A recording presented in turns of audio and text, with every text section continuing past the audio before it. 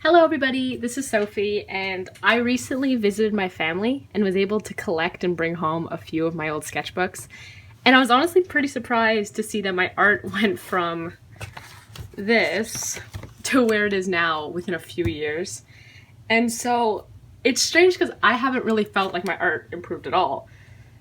I will loosely title this video How I Improved My Art and Found My Style, which I did that. But I feel like kind of an imposter saying this, since this is a video I'd still be searching for right now in the hopes that I could try and improve my art and find my style, because I don't really think that's ever achieved. But we'll talk about that more in the video, so let's just get started with this massive sketchbook tour.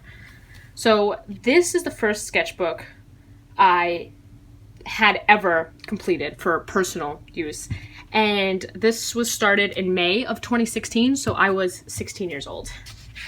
As much as I grew up drawing, I really fell out of creating art throughout high school, and until I was in grade 10, I wasn't really drawing.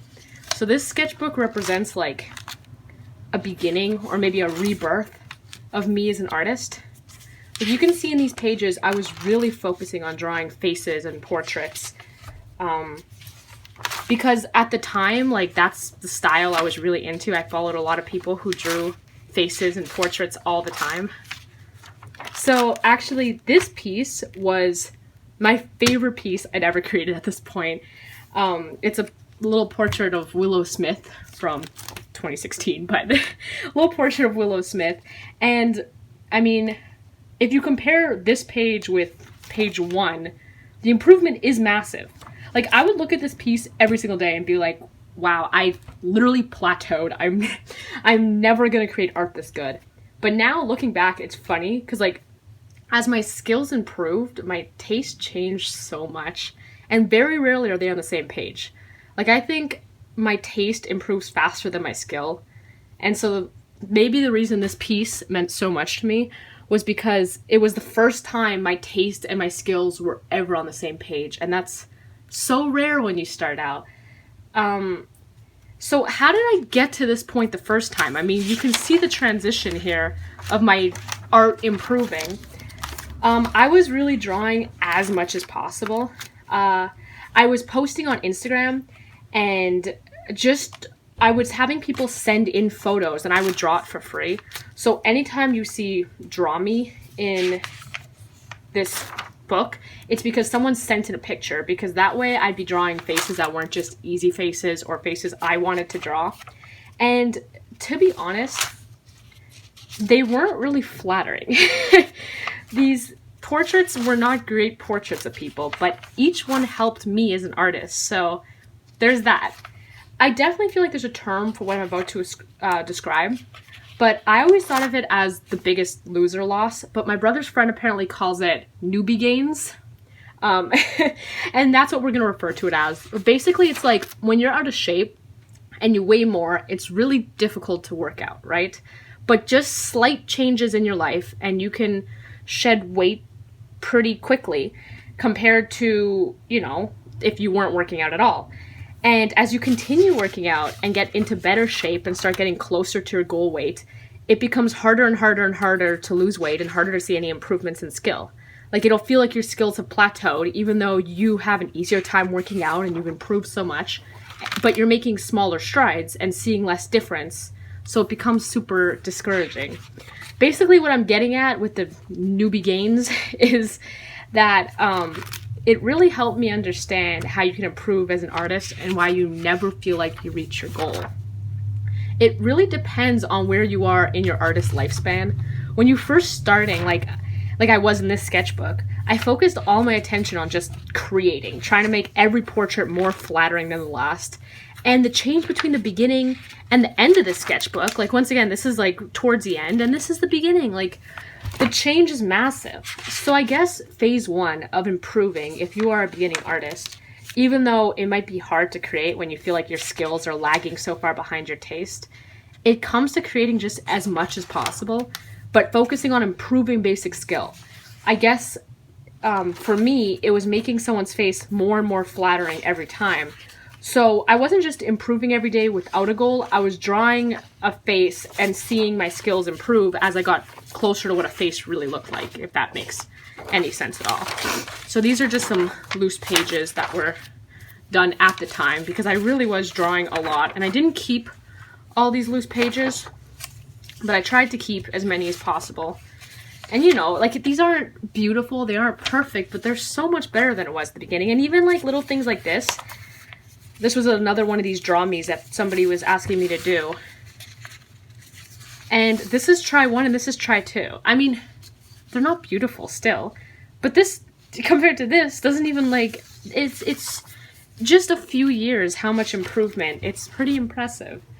So yeah, like I said, this was May 2016. Am I showing you here? May 2016 to August 2016. And then this sketchbook here is August 2016 to October. So here's where we're gonna continue. Now, even by the end of that first sketchbook, and especially in the beginning of the second sketchbook, I feel like you can really see me trying to figure out a style. And I feel like at the beginning, a style really starts to emerge naturally. Like, a style is just the look of the things you create, you know? Like, for anyone to try to create a style at the beginning of their art journey, it can feel super impossible because it basically is. This sketchbook is all over the place. Like, this compared to this, like, there's just so much I was trying to do at the time because I really wanted to find a style. Like, I was going for simple lines, and then I was going for complicated, more complicated pieces, and I remember feeling frustrated that my art wasn't looking how it should, and I'd take breaks from creating all the time because I was trying to find a style. And honestly, I guess for this phase 2 of creating, I think how to find a style is really to try with everything you have not to have one. And this is impossible advice because even now I wish I could follow it, and I have a ton of trouble. But basically what I mean by this is create as much as possible. I finished this sketchbook in like 2 months, even though I didn't see it as like improving at all when I was creating it. Looking at this sketchbook, it perfectly bridged my first sketchbook where I was completely learning how to draw, and my third sketchbook where I actually start figuring out a style. Like, I wasn't focusing on style too much, I was just creating, and different styles were emerging. I didn't have a style, which I was trying to have. But pieces like this are, again, better than the beginning pieces when I was trying to force a style, and this was more my natural style starting to come out. So here are my little loose things. Yeah.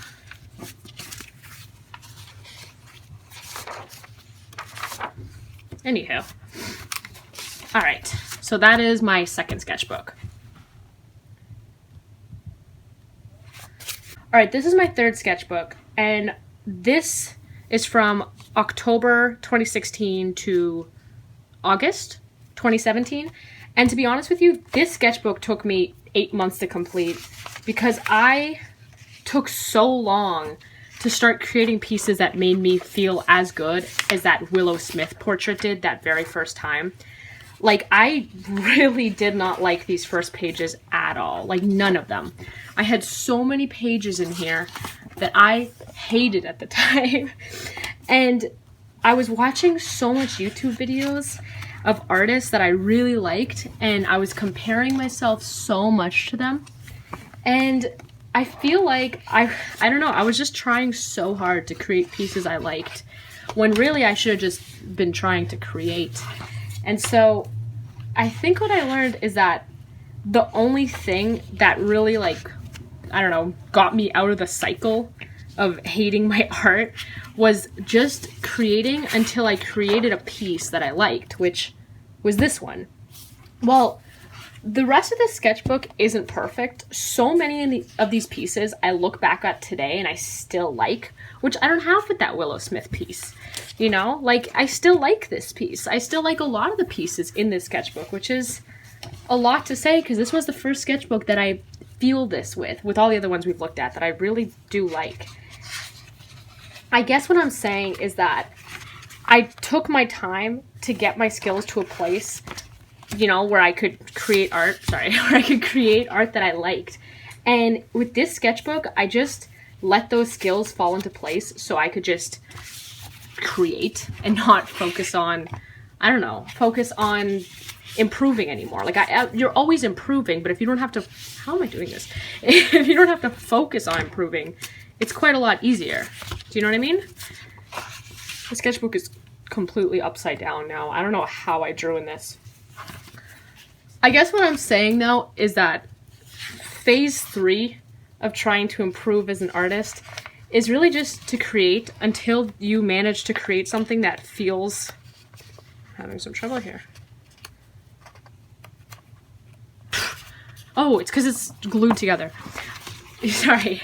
Phase 3 of an artist and my improvement is just to create until I felt like I had created something that was good enough that it made me feel confident to keep creating, you know? So yeah, phase 3 of, you know, getting confidence is just to ride that wave of confidence once you create something you like, and know that even if you create things you don't like, you've created something you like, you know, yesterday or last week or whenever. And every time you create, you're only getting better, even if you don't like the pieces you're creating. So even if it's not this piece or the next piece that ends up being your favorite one, it'll happen eventually. And once you reach that, remember that now you have gone through that period of thinking that your art sucks again and again and again, and you created something you love. Do you know what I mean? Like, I don't know how to say this, but I think what I'm saying is that even if this piece doesn't meet your taste standards, one of your future pieces will. And that's possible because of that period of just creating, even when you feel like your art really sucks. You know, like, what is this? I don't know what this is. But I was just experimenting as much as possible so that I could create pieces I love. Like, this is one of my favorite pieces I've created. And I don't know why. I don't know why I love it so much. I really do love it. And there's a lot of pieces in this sketchbook that I love today still. And this is from, what is it, 2-3 years ago, you know? Sorry, it's kind of hard to show everything here. And then here's the last page, which I love as well. I like a lot of the sketchbooks, a lot of the pieces in this sketchbook. Anywho, let's get on to the 4th sketchbook. And this is my most recent sketchbook out of all the other ones you're seeing, other than the one on my channel, like the sketchbook tour that's on my channel. And honestly, this sketchbook was all about experimenting. Like, my style is so different from this to the beginning of the last sketchbook, but I don't know. I was just ignoring my taste. And by this, I mean, I just put on music and draw whatever I was feeling. And that's why, like, in a lot of these drawings, you'll see it say, the song I was listening to or the time, because I was thinking something specific. And I really like looking back at these because I think I got really good at translating what I was feeling into a visual image. So while I look at the first 3 sketchbooks and I see that I was basically trying to improve as an artist, this sketchbook represents so many important periods in my life at that year, you know, during this year. And what I was thinking, what I was going through, because I got so much better at translating that. And now I can look at these and go, yeah, that's what I was feeling, instead of going, oh, you know, I was trying to improve as an artist. But it's good to keep all your old sketchbooks because, you know, then you can see that. You can see that now these are all full of feeling. And even though I'm not even using my portrait drawing skills and all these things, it's like they were all necessary to get to a point where I created pieces I liked. So phase 4 of creation, I suppose, is ignore what you know and what you want to create, and style and skill will just come naturally. Like I remember making this piece and I did not like it at the time, and I was like, what is this? Garbage. Well, you know, like, I didn't like it at the time, and I was like, I don't know how to create anymore. I'm having so much trouble. And then I did this one, and this is the 13th, this is the 26th. So I took 13 days, like 2 weeks of break between making these two because I was confused, and now I love this piece, you know? Style and skill will come naturally even if you're struggling to create art. All of this to say is that advice will not really help you if you're in a different stage of your art career, and it took me until this video to really understand that.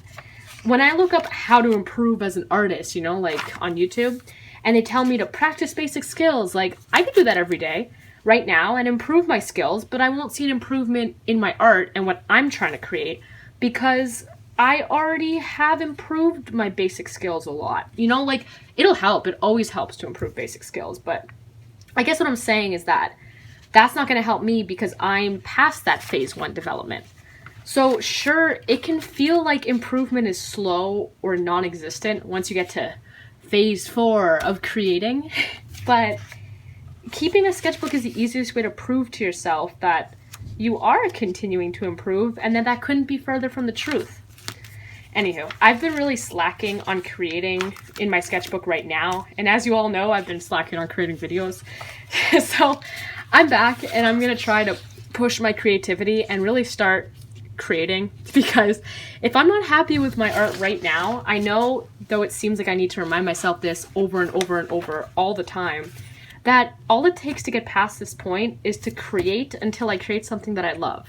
And improvement isn't as obvious as my first sketchbooks anymore. Like let's go back to the first sketchbook for 1 second, where you go from this to, let's see, to this, you know, or if you don't like those pieces, I don't know, this to these, or these to these, you know, like you can see the improvement so much compared to this page to this page because I was working on basic skills, while this last page of my sketchbook compared to one of these earlier pages of my sketchbook, the improvement isn't as massive because I've already gotten to a point where I like my art and I improve my art, if that makes sense. But I don't know, I think now, being that I have improved my skills and gotten more comfortable with my style that is constantly evolving, both of those are constantly evolving, I have just as many pieces that make me feel proud as that Willow Smith portrait. Like, I have way more pieces actually that make me as proud or more proud than that Willow Smith portrait did at the time. And just that alone is a huge takeaway. Like, in this first sketchbook, I probably liked 3 pieces.